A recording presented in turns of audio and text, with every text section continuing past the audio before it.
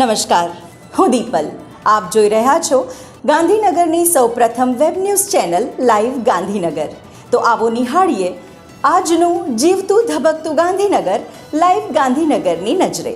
પૃથ્વી ઉપરના દેવોની સેવા કરવાની ભાવના સાથે વર્ષ 2010માં ખાસ મનોદિવ્યાંગ બાળકો માટે શરૂ થયેલા આસ્થા ફાઉન્ડેશન સંચાલિત પરિવર્તન સ્કૂલ ફોર સ્પેશિયલી એબલ્ડ શાળાના બાળકોએ 3 કલાકમાં મિક્સ મીડિયામાં 8x4 ફૂટનું પેઇન્ટિંગ બનાવીને વર્લ્ડ બુક ઓફ રેકોર્ડ લંડનમાં સ્થાન પ્રાપ્ત કરીને તેમની અનોખી પ્રતિભાનું પ્રદર્શન કર્યું છે. મનોદિવ્યાંગ બાળકોની સેવા ગોવર્ધન પર્વતની પૂજા સમાન છે.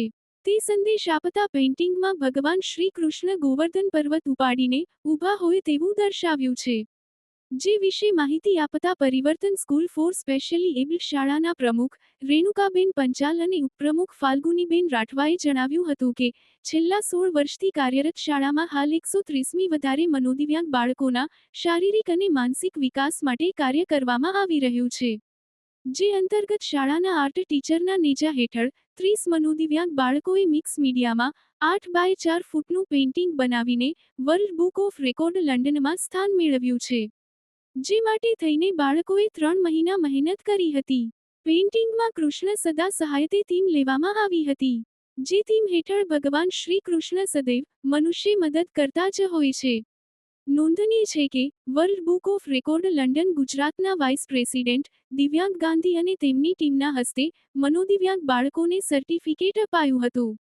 દિવ્યાંગ બાળકોને વર્લ્ડ બુક ઓફ રેકોર્ડ લંડનના સીઈઓ સંતોષ શુક્લા અને ગુજરાતના અધ્યક્ષ ડોક્ટર અશ્વિન ત્રિવેદીએ અભિનંદન પાઠવેલ. મોટા ચિલોડા ખાતે પાટીદાર ડેરી ફાર્મ કે જે યુવાન મિત્રોએ આદર્શ પશુપાલનની શરૂઆત કરી છે. હાલ જેઓની પાસે 20 ગાય અને ભેંસથી શરૂઆત કરી છે અને 200 પશુ સુધીના આદર્શ પશુપાલન ફાર્મનું આયોજન છે.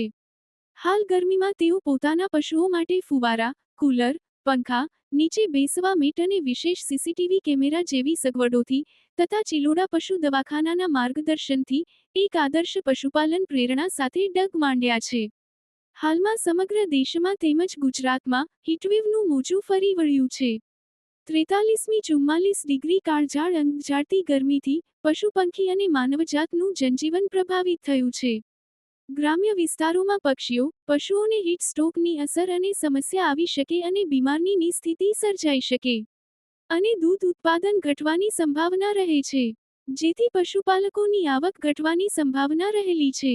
ચિલોડા પંથકમાં પશુ ચિકિત્સક ઉમેશ કે પટેલના માર્ગદર્શન હેઠળ તિલક ફાર્મ, પાટીદાર ડેરી ફાર્મ, ચિરાગભાઈ અને ભદ્રેશભાઈ બંને પશુપાલકો દ્વારા પશુઓની વાત્સલ્ય ભાવથી માવજત કરી પશુઓના ઠંડક માટે ઠંડા ફુવારા, જેમ્બો કુલર અને લીલી નીટ દ્વારા અબોલ ગાય અને ભેંસો માટે અદ્યતન સીસીટીવી કેમેરા સુવિધા ઊભી કરી પશુપાલન કરી આત્મનિર્ભરતાનું ઉત્તમ ઉદાહરણ પૂરું પાડી રહ્યા છે.